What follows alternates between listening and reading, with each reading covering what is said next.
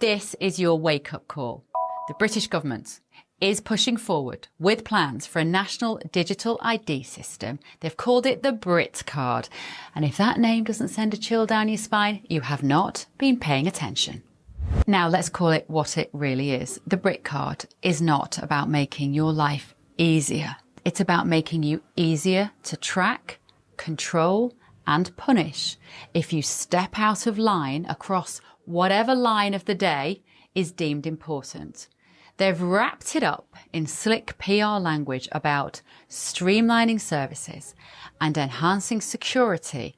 This is about building a centralized, state-controlled digital identity system that could be used, will be used, to link your finances, your medical history, your travel movements, your social media activity, even your social activity in real life, and more. It's quite frankly a digital dog tag, and once it's clipped around your neck, you will not be able to take it off. So let's start with the basics. What is this BritCard? According to leaked briefings and government statements, and frankly any of us who've been paying attention knew this was coming, the BritCard is going to act as a unified digital identification that every British citizen can use to access public services to prove their identity and eventually, though they won't say this part out loud, link with your banking, your health and your travel movements. They're calling it optional for now, but we've heard that line before. Remember vaccine passports? Make no mistake, the BritCard is the foundation of a surveillance state. Once in place, it will become incredibly easy to expand, quietly, incrementally, until it is essential for anything you want to do. You want to apply for a job? BritCard. Rent a flat? BritCard. Take a train? You guessed it. BritCard. And once that is normal, it is no longer this so-called card. It is a digital chain. It is invisible, but it is ironclad. The sales pitch, of course, for this is it's all about security and efficiency. The government's narrative is all very slick, and they will say this is to reduce fraud. They'll tell you it'll make accessing NHS services easier or help you prove who you are when applying for benefits. All of that sounds great until you realise what you're giving up in return. A centralised ID, like the BritCard, will track everything you do. So when you check in to the GP surgery, the government will know.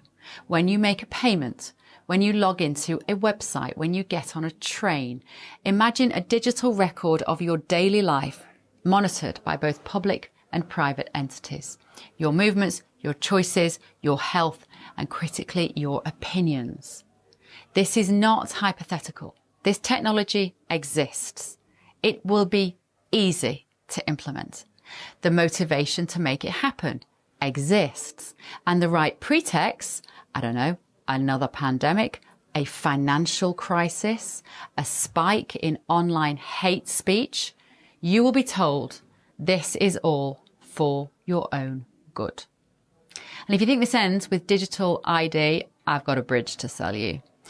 The front pages of the papers this week were telling you, as though you're idiots, that a BritCard will stop people coming over on small boats seeking asylum, refuge, or being an economic migrant, because those people can often escape into the black market economy, working without the state knowing anything about them. Well, the state is already meant to know about them. If they're being given jobs, they should have the papers to secure that job. The BritCard won't make any difference to that at all. It will not operate as a deterrent to people who want to come across to this wonderful country. So just ignore that when you're being sold that idea. Let's also not forget that we are already seeing the slow creep of programmable money. The Bank of England is working on a digital pound and has been for a few years. And there are active conversations now about linking spending capabilities to your digital identity. That means if your ID is flagged, limited or suspended, I don't know, because maybe you said some hurty words on social media, that will mean you can't access your own money. Just let that sink in. The government already has a proven track record of making life extremely difficult for people who don't toe their very narrow line. From freezing protesters' bank accounts to threatening censorship online, the precedent is clear. Give power-hungry bureaucrats without sufficient conscience or imagination a system like BritCard, and you're handing these idiots the keys to your digital life. And just wait until it's tied to your carbon tracking or your health data. You didn't recycle this week? Points will be deducted. Bought too much red meat or petrol? Access denied. Did you say something misleading? Perhaps some misinformation, the kind of stuff that you and I would know to be true on social media? Your account will be flagged. If you think that is far-fetched, then you haven't been reading the same websites as me. You just have to go and have a cursory glance to the World Economic Forum website, and it's all there in black and white as an ambition. No vote, no debate, no accountability, no parliamentary scrutiny. This is all happening whilst we are talking about less important things.